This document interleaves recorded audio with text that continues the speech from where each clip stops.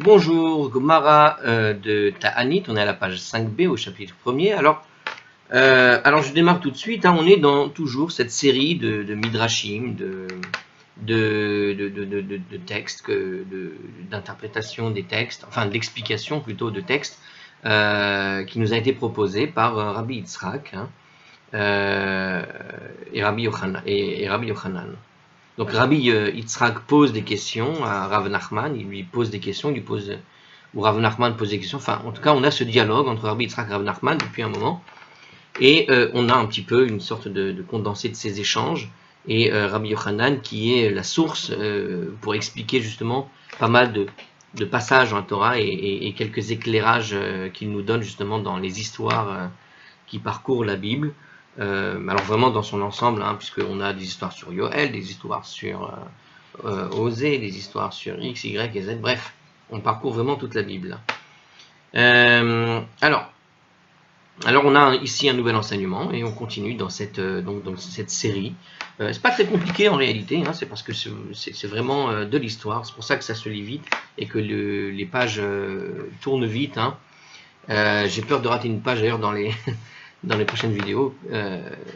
Sachez que je numérote les pages, pas nécessairement par rapport au début des pages, mais en réalité je numérote en fonction de là où je commence, en général. Alors ici donc on est à la page 5b, et voici donc un nouvel enseignement de Rabbi Yochanan que Rabbi Yitzhak va communiquer à Rav Nachman. Je viens de citer mot pour mot ce que dit ArtScroll. Alors Rav Nachman ve Rabbi Yitzhak havu yadve bis'udata. Rav Nachman et Rabbi Yitzhak étaient assis à un repas, donc on continue les histoires, c'est bien.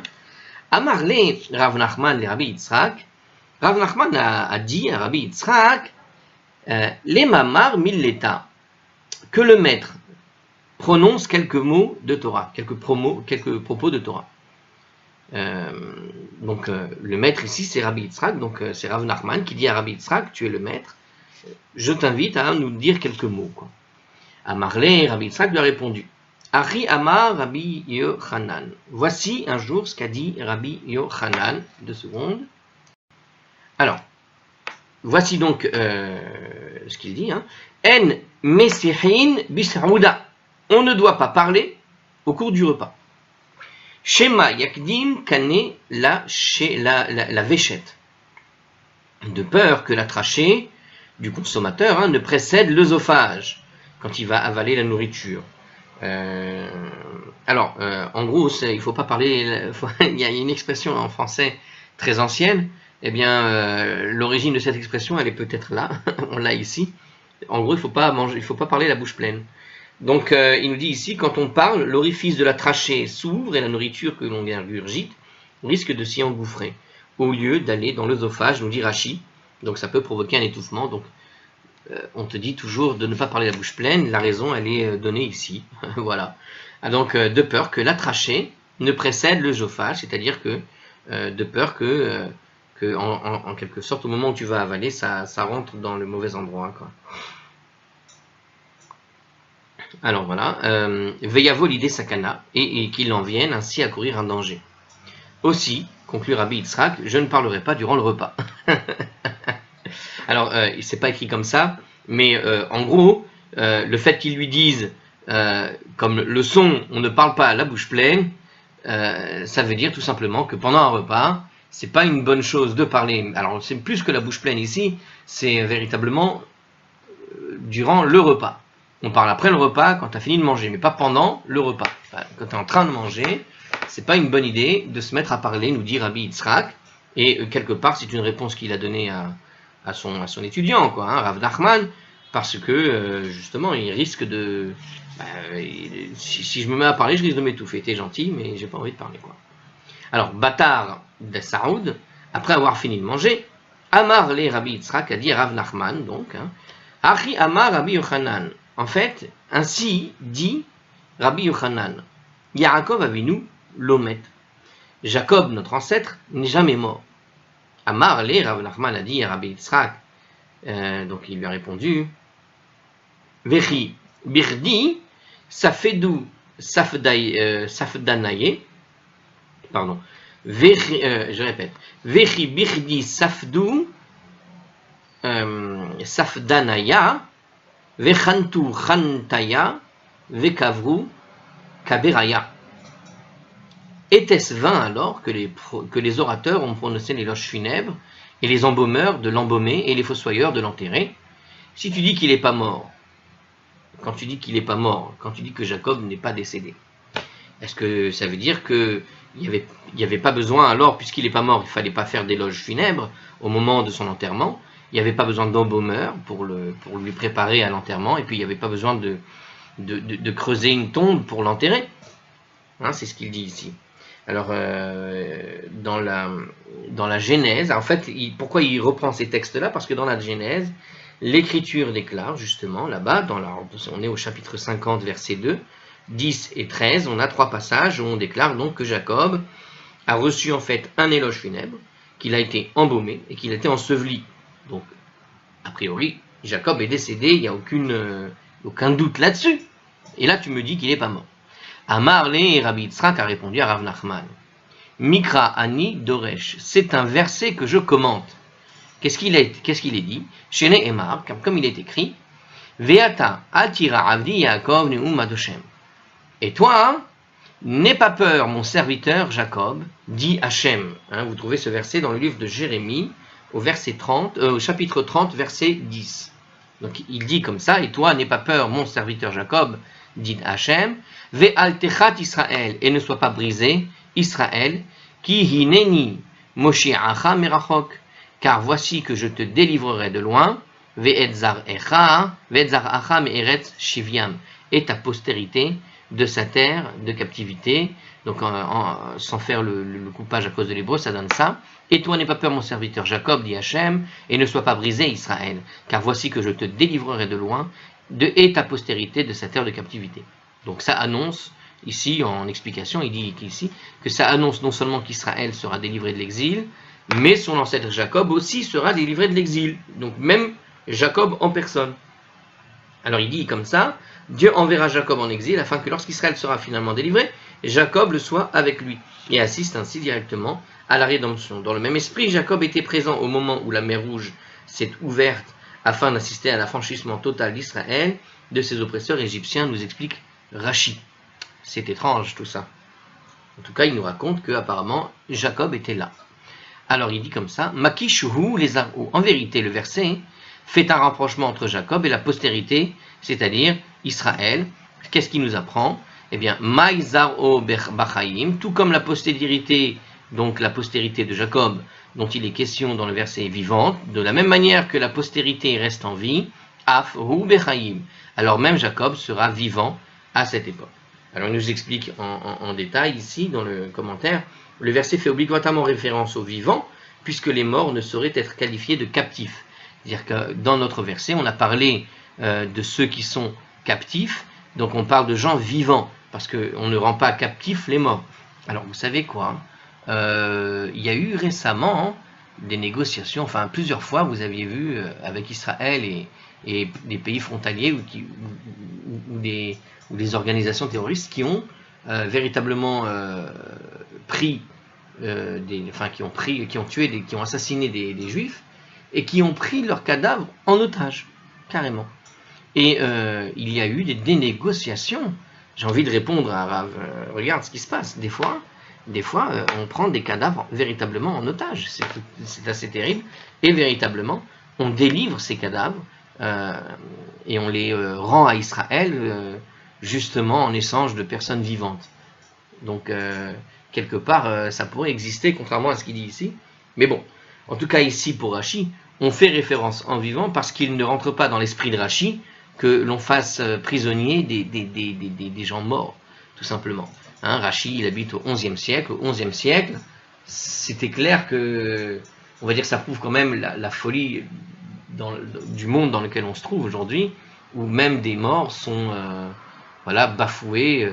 À l'époque, ce genre de choses n'était pas imaginable. C'est-à-dire que quand une personne est morte, elle est morte, ça y est. Il s'avère qu'on n'a jamais retrouvé la tombe de Rashi, by the way. Alors, continuons.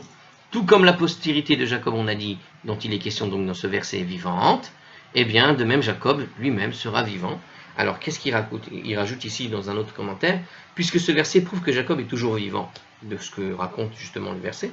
D'accord? Force est d'admettre que le patriarche n'a paru mort qu'aux yeux de ceux qui l'ont embaumé.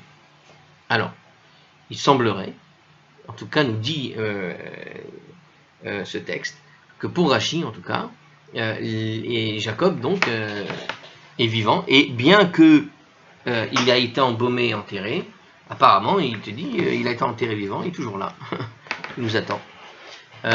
Bon. Alors, d'autres commentateurs expliquent l'immortalité de Jacob, non pas dans le sens d'une vie physique éternelle. Alors, heureusement, on a une autre explication, parce que cette explication-là sort d'un film de science-fiction, mais pourquoi pas, je vous dirais.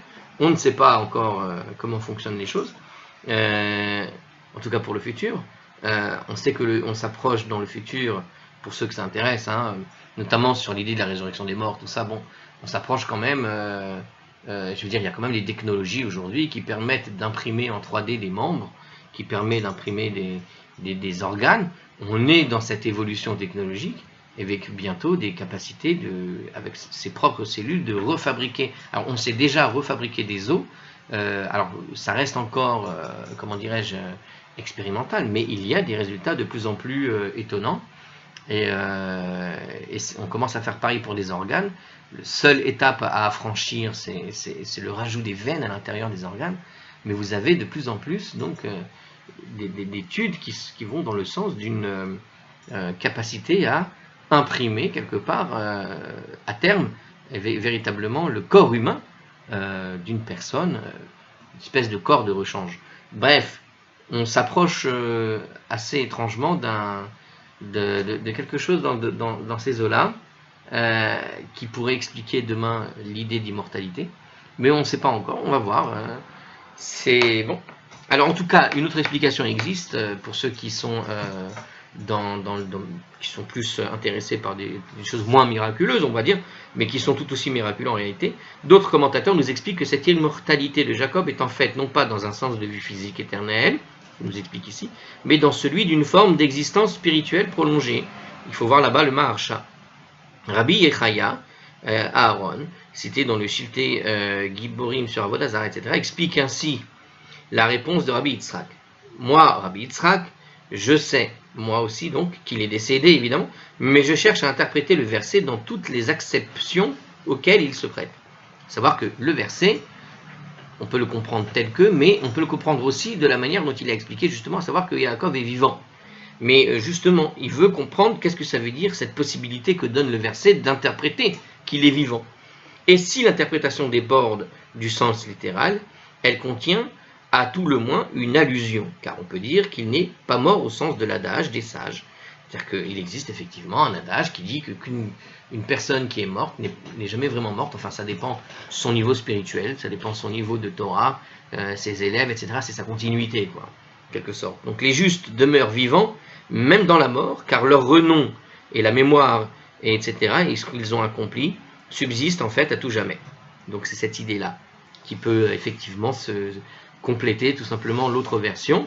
Mais je me suis amusé à vous introduire la notion d'imprimante 3D sur les organes, parce que l'autre version, quelque part, il y aurait moyen qu'elle puisse finir par exister, même bientôt dans notre temps. Alors pourquoi pas? Pourquoi pas la première explication aussi? Voilà, donc il n'y a que cela. Alors peut-être si je peux vous donner un autre élément personnel là-dessus, puisque c'est tout, c'était juste une histoire sur celle-là. Donc ça nous explique en tout cas l'idée de Jacob est vivant, mais il n'y a pas que Jacob, hein, on dit aussi David, Melech Israël, Chai Vekayam, il est vivant, il existe, hein, il est toujours présent, etc. Donc cette notion-là s'applique tout à fait à David, ça s'applique à beaucoup de sages que l'on qualifie de vivants. D'ailleurs, je vous rajouterai là-dessus, je ne sais pas si j'ai déjà dit ailleurs, mais que le cimetière en hébreu, un cimetière en hébreu, ça s'appelle le Bet Achaim, la maison des vivants. Donc c'est étrange, c'est là où on enterre les gens, et on appelle ça le Bet Achaim, la maison des vivants. Donc quelque part, donc cette notion de vivant, elle rejoint finalement cette idée spirituelle, c'est-à-dire il est évident que là où tu enterres les morts, Bah, ils sont morts, mais ça s'appelle quand même l'endroit où tu les enterres, la maison des vivants. Alors il y a peut-être une autre notion qu'on peut rajouter dessus. Peut-être qu'une personne qui est enterrée reste vivante en quelque sorte, surtout les sages, parce qu'il y a l'idée future d'une résurrection des morts dans le peuple juif, sujet qui est quand même le principal et qu'on a abordé au tout début de la Gemara, et donc quelque part ça complète ce qu'on a dit au début de la Gemara, donc on reste toujours dans le giron de ce que disait la Gemara, hein, les différentes histoires, on a répondu quelque part, on a expliqué à la notion de la pluie, maintenant on vient d'expliquer la notion de la mort, et la notion de la mort qui est en fait une sorte de vie éternelle en réalité, à travers Jacob en tout cas. Je viens de vous expliquer donc l'idée du Bet HaChaim, la maison des vivants, donc qui se trouve être le cimetière. Il y a cette idée qu'il y a une résurrection des morts futurs. On reste toujours dans la Gemara ici, on voit qu'on reste toujours dans ce sujet qui vient essayer on va dire de donner comment dire, un ressenti entre la force de la pluie et la résurrection des morts. Cette dimension-là de la pluie et de la résurrection des morts. Alors ça c'est intéressant d'ailleurs que la deuxième interprétation, qu'est-ce qu'elle nous dit ici? Elle nous a dit ici que quand on dit que Yaakov est vivant, bon c'est une idée de vie spirituelle qui est toujours présente, hein, sa présence est toujours là, le fait que sa mémoire est toujours perpétuée, parce que ses accomplissements sont toujours présents, le fait que le peuple juif existe encore, qui s'appelle le peuple d'Israël, Israël n'est autre que Jacob, donc oui, quelque part à travers le peuple juif, Israël, Jacob est encore en vie. Et donc on peut voir ça dans une dimension spirituelle, mais ça c'est intéressant, là où je voulais pointer du doigt l'intérêt, c'est qu'on avait expliqué dans une autre vidéo que la pluie représente en fait la matérialité des choses. Et voilà qu'on vient nous expliquer une dimension assez spirituelle, cette idée de vie spirituelle. Et je voulais juste, enfin c'est une réflexion que je fais en direct, après je ne sais pas où ça va aboutir, mais regardez l'idée. L'idée c'est qu'on explique que la force de la pluie, c'est ce qui va permettre à la résurrection du mort.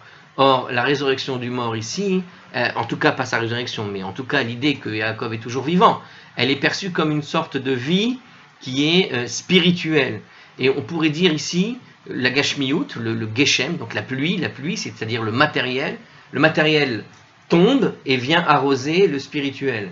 Et de cette façon, il y a résurrection des morts, qui n'est plus donc simplement spirituel, ici, quand on parle de résurrection, véritablement, on retrouve véritablement le côté matériel du mort. Le mort redevient vivant. Pour Jacob, c'est différent, on vient d'expliquer qu'il est toujours vivant, il est donc plutôt dans l'idée donc d'une vie qui est spirituelle, qui ne s'est jamais arrêtée, d'accord. Alors, comment relier l'idée donc de cette résurrection des morts à travers la pluie sur le spirituel? Quelque part, on pourrait dire que maintenir la vie spirituelle d'une personne par la mémoire et finalement tous les accomplissements qui ont été accomplis par cette personne-là durant sa vie, c'est ce qui va faire qu'il est toujours vivant d'un point de vue spirituel.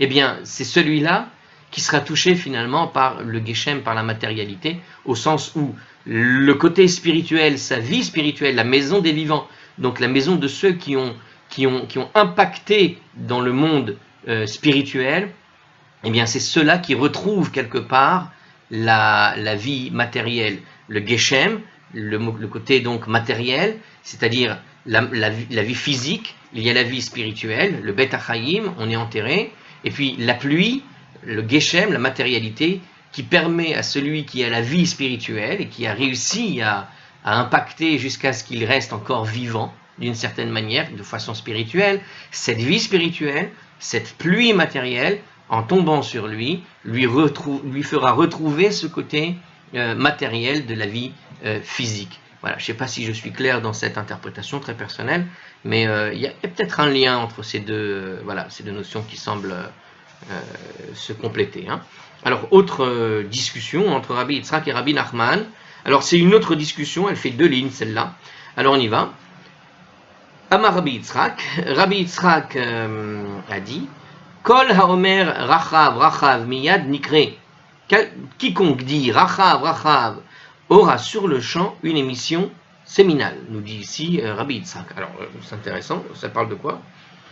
Alors, une émission séminale, bon, ça veut dire ça va s'échapper, quoi, au niveau du sperme. C'est de ça qu'il parle, je ne sais pas pourquoi, quel est le rapport avec Rachav. Alors, les espions, alors Rachav c'était ça, oui, je me rappelle de cette histoire-là, parce que je ne comprenais pas. Les espions que Josué avait envoyés en mission d'exploration en Eretz Israël, c'était à l'époque justement de la conquête d'Israël. On vient de terminer la Bible, et maintenant Josué va démarrer la conquête d'Israël. Et il l'a envoyé, où ça donc il l'a envoyé en exploration, et il y avait les 2 espions donc de Josué, et ils ont été logés dans la maison d'une femme qui s'appelait justement Rachav. On est au chapitre 2, au verset 1. Hein. C'est la ville de Jéricho, il me semble. Et donc là-bas, ils sont envoyés en mission, ils visitent, et puis ils se sont fait plus ou moins repérer, et ils se cachent dans une maison. Et là-bas, elle va les protéger. Rachav va protéger ces 2 espions.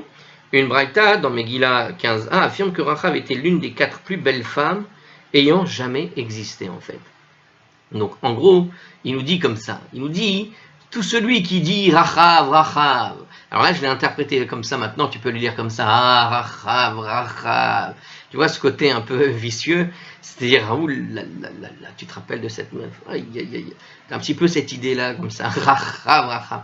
Donc, on parle de Rachav comme l'une des plus belles femmes du monde. Il y avait à l'époque, donc, dans cette génération, apparemment 4 extraordinaires beautés. Et l'une de ces belles femmes dans ce monde-là, à l'époque, c'était Rachav. Alors tout celui qui crie comme ça, oh Rachav, Rachav, il est déjà en partie dans son esprit, il est en train de fantasmer en quelque sorte, et il dit, il aura sur le champ une émission séminale. Ça veut dire que elle est tellement belle alors peut-être que l'idée de l'émission séminale ici, c'est plus pour nous dire justement qu'elle était magnifiquement belle.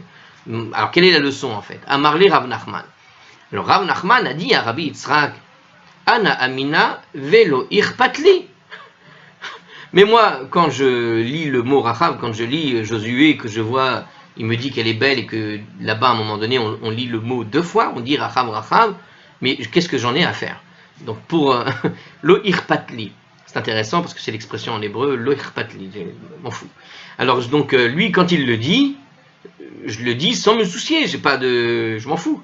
Quoi que ce soit de fâcheux, alors il te dit ici, je le dis sans me soucier que quoi que ce soit de fâcheux puisse m'arriver. Moi, quand je le dis, a priori, il n'y a pas de raison qu'il m'arrive quoi que ce soit. Alors il le dit plutôt d'une autre manière. Il le dit ici, bon, ça c'est l'interprétation de Hartscroll, j'ai pas l'interprétation qu'on doit la donner de ce qu'il dit. Il dit, moi je le lis sans me soucier, j'ai pas aucune kavana de elle est belle, pas belle, je m'en fous, c'est pas la... Voilà, je lis la Bible, c'est tout. Donc on peut l'interpréter comme ça. Il dit que quoi que ce soit de fâcheux puisse m'arriver, ça veut dire qu'il n'a pas l'inquiétude qu'il va lui arriver quelque chose. Bon, pourquoi pas, hein, mais on peut l'interpréter de 1000 fois. Là, j'ai pas compris comment il... Alors peut-être qu'ils ont suivi Rachi, souvent ça arrive comme ça. Hein. Donc il dit qu'il n'a pas peur qu'il puisse lui arriver une émission séminale, lui, il n'y a pas de problème. En tout cas, alors, à Marley, il lui a répondu, Rabbi Yitzhak, Ki ka'amina beyoda'a uv makira. Il dit comme ça, je parle uniquement de celui qui la connaît et lui est familier. C'est-à-dire uv maskir et shema, et alors qui évoque son nom, c'est une suite qui est entre parenthèses, apparemment qui n'est donc pas dans toutes les versions de Gemara. Alors ici, ils nous disent que... Ah non, c'est pas pour ça, ils nous disent que les mots entre parenthèses semblent redondants. De fait, ils ne figurent pas dans le traité Megillah 15a, où ce dialogue entre Rav Nachman et Rabbi Yitzhak est aussi rapporté. Donc en fait, on a 2 fois ce dialogue. On l'a ici, et on l'a dans le traité de Megillah, à la page 15a. Et dans cette version ici, vous avez cette phrase rajoutée, qui est une sorte de redondance, et là-bas, non. Elle n'est pas rajoutée. Bon, alors vous avez 2 versions, mais c'est bon, ça revient au même, puisque c'est redondant. Alors bon, après il y a une nuance en hébreu qui nous explique que ce sont 2 mots synonymes. Bon, ça c'est pas grave puisqu'on le fait en français. Donc il dit comme ça, je parle uniquement de celui qui la connaît personnellement en fait, et lui est donc familier. Bon, voilà, donc c'était celui qui... c'est-à-dire qu'à l'époque de la Bible, celui qui savait qui était Rahav et qui la connaissait, eh bien, quand les gens la voyaient passer à côté d'elle et qu'ils disaient Rachav, Rachav, ben, apparemment ils avaient quelques petits problèmes pour se retenir dans la tête et ça partait. Alors, ok. Bon, on peut imaginer aujourd'hui les gens qui sont en extase devant les belles femmes de ce monde, des mannequins qui passent, je ne sais quoi. Enfin bref, c'est le même genre de problème finalement. Hein. On n'est pas en train de parler de quelque chose de plus qu'une mauvaise pensée qui arrive au moment où qu'une personne est en train de trop regarder une fille. Alors, on continue. Qu'est-ce que nous dit bon, c'est marrant de voir ce dialogue-là. Alors, quel rapport avec ce qu'on avait avant? Aucun rapport. C'est étrange. Alors, je rappelle, hein, des fois, il ne faut pas trop chercher le rapport, puisque, en fait, puisqu'on a commencé avec des dialogues entre Rabbi Yitzhak et Rabbi Nachman, alors du coup, ils les ont quasiment, on dirait, toutes mis ici, hein, et puis voilà. Alors, je fais juste une petite pause encore, et voilà. C'est juste pour enregistrer au cas où. Alors, un autre dialogue encore entre Rabbi Nachman et Rabbi Yitzhak. Ki havu miftere mehadare. Lorsque Rabbi Yitzhak et Rabbi Nachman furent sur le point de prendre congé l'un de l'autre. Donc, qui avoue miftere mehadare Amar, Amarle. Alors il lui a demandé. Alors qui a demandé? C'est Rav Nachman qui a demandé à Rabbi Yitzhak, puisque apparemment depuis tout à l'heure on voit qu'il y en a un qui est l'élève et l'autre qui est le maître, j'ai l'impression, ou en tout cas ils se connaissent bien. Hein. Alors ici il nous explique Rashi que c'est Rav Nachman qui a pris congé de Rabbi Yitzhak. Alors, c'est pas l'un l'autre, c'est un qui allait partir. Donc au moment où il allait partir, que Rav Nachman allait partir, Rav Nachman lui a quand même demandé, donc à Rabbi Yitzhak, Livarchan Mar, que le maître me bénisse. Donc on voit que c'est toujours lui l'élève, puisqu'il demande à son maître de le bénir. À Marlé, Rabbi Yitzhak lui a dit, Emshol lach mashal, je vais t'exposer une parabole. Je vais te donner une parabole. Lama hadavar domé. À quoi cela ressemble-t-il? Les Adam sheaya oler bamidbar, à un homme qui voyageait dans un désert, et il était assoiffé, affamé, fatigué. Umatsa ilan sheperotav metukin vetsilo nae. Et il y a découvert un arbre aux fruits doux et à l'ombre agréable. Donc vraiment ce qu'il fallait pour se reposer. Hein. Un mini oasis en plein milieu du désert. Et il y avait même un cours d'eau qui coulait en dessous. Aval miperotav, achal miperotav, veshata mimemav, veyashav betsilo. Et alors, il a mangé quelques fruits, il en a bu de l'eau, et il s'est assis sous son ombre. Urshe bikesh leler amar, et quand il a voulu partir, ilan, bama avarechecha. Arbre, ô arbre, mais comment te bénirais-je? Mais je connais cette histoire, je ne sais plus où, mais je la connais. Im omar lecha sheiyu perotecha metukin. Te dirais-je que tes fruits soient doux? Hare, perotecha metukin. Mais tes fruits sont déjà doux. Sheyehe tzilecha nae. Te dirais-je que ton ombre soit agréable? Hare, tzilecha nae. Mais ton ombre, elle est déjà agréable.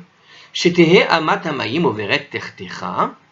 Tartecha, est-ce que je te dirais, est-ce que je te souhaiterais qu'un cours d'eau coule sous toi? Hare amatama yimoveret tartecha, mais voilà qu'un cours d'eau coule déjà sous toi. Et là, plutôt, voici alors la bénédiction que je t'adresse. Yehi ratson shekol netiot shenotain mimecha, que la volonté de Dieu soit que tous les plans que l'on réplique, que l'on repique de toi, toutes les fois on va te repiquer, yiyu kemotecha, soit comme toi. Et Rabbi Yitzhak a conclu sa remarque avec Rabbi Nachman en disant Ata bame avarechecha, toi aussi Rav Nachman, de quoi est-ce que je vais te bénir? Im batora, est-ce que je vais te bénir sur tes connaissances de Torah? Arrête, Torah, mais voici, tu as déjà la Torah, tu possèdes déjà la Torah. Im be'osher, hare osher, est-ce que je vais te bénir pour que tu puisses devenir riche? Mais voilà que tu possèdes déjà la richesse, tu es déjà riche. Im bebanim harebanim, est-ce que je dois te bénir pour que tu aies des enfants? Mais voilà que tu as déjà les enfants. Et là aussi, telle est ma bénédiction. Yehi ratson sheiyu tseetsae me'echa kemotecha, que la volonté de Dieu soit que ta progéniture, que tes descendants soient comme toi. Tout simplement, c'est-à-dire donc c'est une métaphore sur la plante qui a été donnée et qui affirme tout simplement qu'ils puissent avoir des enfants qui deviennent tout aussi extraordinaires que leur papa qui est déjà extraordinaire. Donc voilà. Alors sur un commentaire là-dessus, en ce qui concerne l'érudition en Torah, la richesse et le prestige, en fait, d'accord, donc il nous explique que quand il lui parle de la richesse, quand il nous parle du prestige, etc., en réalité, tout ça c'est lié à la Torah. À propos de l'érudition, d'accord? Ah non, c'est pas ça. De quoi il parle? Ah, excusez-moi, voilà, j'ai mal vu où est-ce qu'il a mis le commentaire, et donc c'était pas logique. Alors effectivement, que la volonté de Dieu soit, que ta progéniture soit comme toi, donc ce n'est pas une métaphore, la richesse ici, c'est la richesse matérielle. Donc il lui dit qu'ils soient comme toi, ses enfants, et Rachi nous précise ce que je vous ai précisé en fait, en ce qui concerne l'érudition en Torah, qu'ils soient aussi érudits que toi en Torah, aussi riches que toi, et aussi qu'ils possèdent le prestige que tu possèdes toi-même, Rabbi Nachman.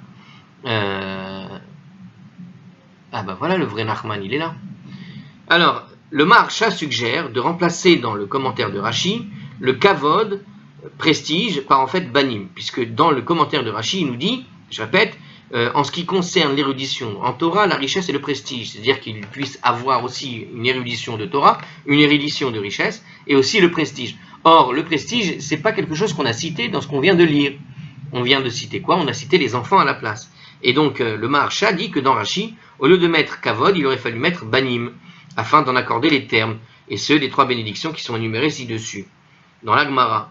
Bon, j'aurais dit au Maharsha, je lui aurais posé cette question, et si l'enfant ici, c'était le prestige des parents? C'est-à-dire que si l'enfant, justement, quand on dit que tes enfants soient comme toi, est-ce que ce n'est pas ça, quelque part, le prestige?